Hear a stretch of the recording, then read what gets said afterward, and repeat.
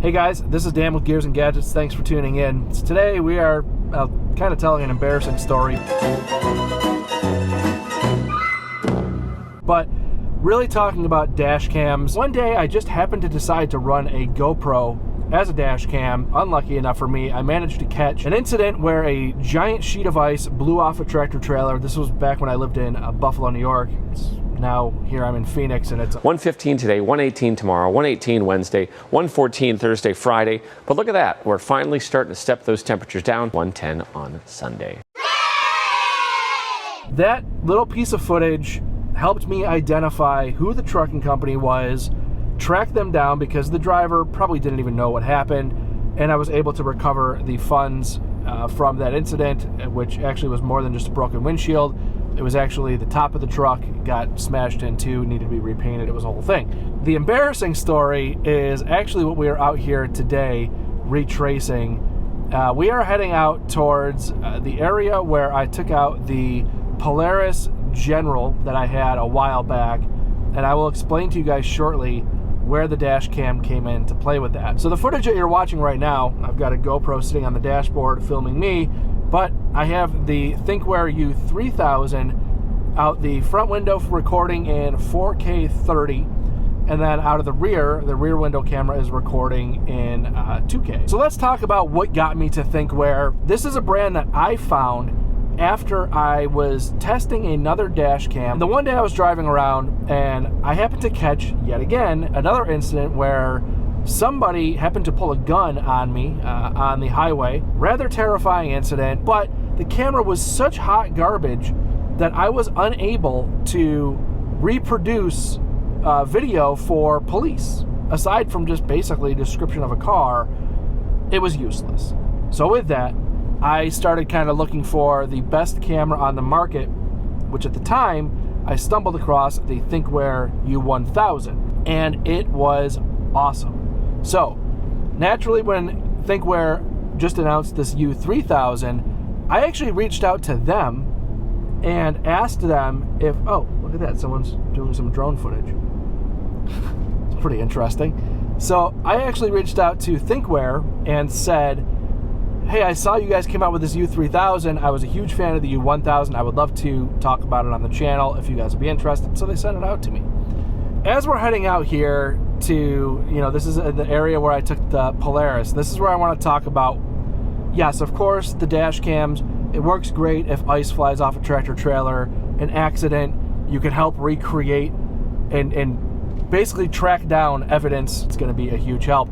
Clarity is a big thing. Having the ability to pull footage and get license plates, descriptions, actual descriptions of people in vehicles if possible. But what I'm talking about today is another use case that I was able to go back to my dash camera from this Polaris General content I made, and I'm actually kind of embarrassed to talk about this because Polaris does not know that this happened, and I was, preferring to keep it that way.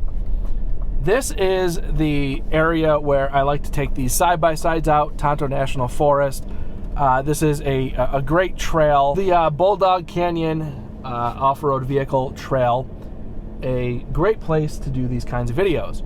So I'm out here loading up the General, get home, and I can't find the keys. I forget that I even have a dash cam in this moment, and I start to panic. Not ideal. I, in a panic, drive all the way back here, search all over the ground. I'm looking, I can't find those keys to save my life. I proceeded to drive down this road for the entire length of the road with my flashers on at probably about 20 miles an hour, looking to see, like, maybe they fell off the trailer. I don't know what happened. Get all the way home, and I am just like, man, I'm so upset because I can't find the keys to this thing. I'm embarrassed. It's just one of those brain farts. They happen, and it sucks. So, is this guy doing more drone shots? Respect.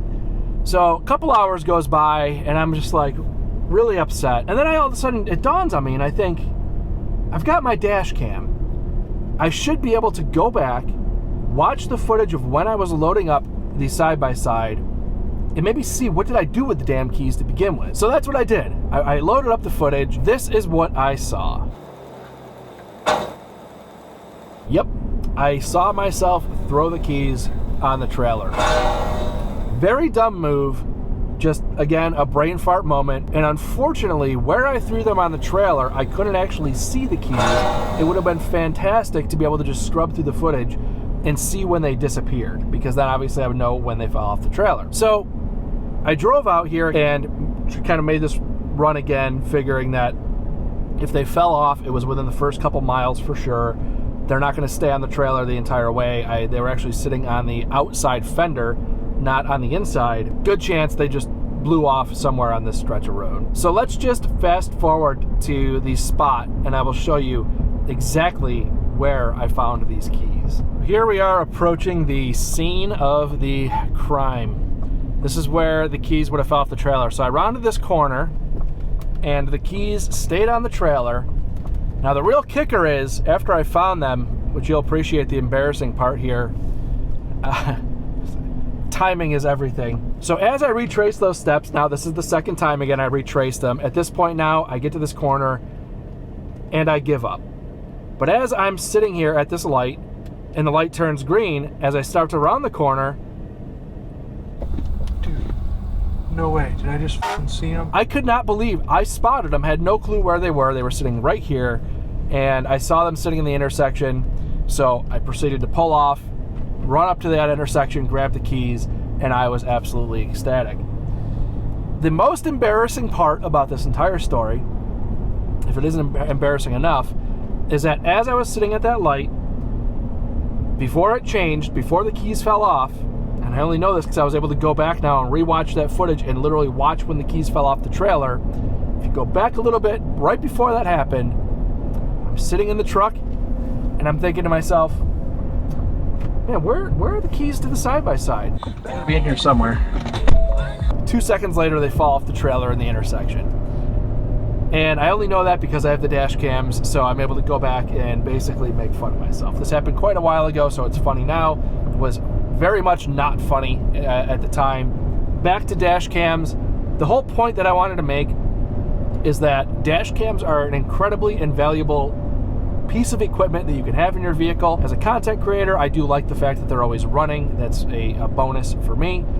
But as a regular, normal, everyday person going about their day, seems to me like the world is only getting crazier, and having a dash camera, as long as you're going to keep your cool, is a great tool to have. If you are going to buy any dash cam, I would almost recommend do not buy any of the cheapos, because the video footage they give you doesn't do a whole lot to really help. And I mean, I guess it can if you're at a dead stop and somebody runs up to your car, like that dope in California who was smashing people's windows with a tire iron. A young man driving a Tesla on Southern California freeways, stopping, jumping out of his car, and brandishing a pipe or crowbar, and then threatening other drivers. Idiots like that, yeah, you're going to catch those people, and, you know, good, they can go to jail for it like they deserve to, because it's insane. But, you know, with that, I much prefer something like this where you can zoom in, see license plates within reason. As it gets darker out, these cameras do tend to battle a lot of, like, the clarity is there, especially if you get close enough to somebody. But when you're dealing with trying to offset a lot of street lights with the reflections of headlights against the reflector that's on the actual license plate itself, you start working with a lot of things that just any even incredibly high-end cameras, I'm talking like thousands of dollars of DSLR cameras, are going to have a very difficult time catching that type of detail. So with that being said, guys, thank you very much for tuning in. Again, I will link the description down below for the U3000. And with that, thank you very much for tuning in. If this is your first time tuning in, please hit that subscribe button down below. Remember, likes go a long way to help support the channel. See you guys next time.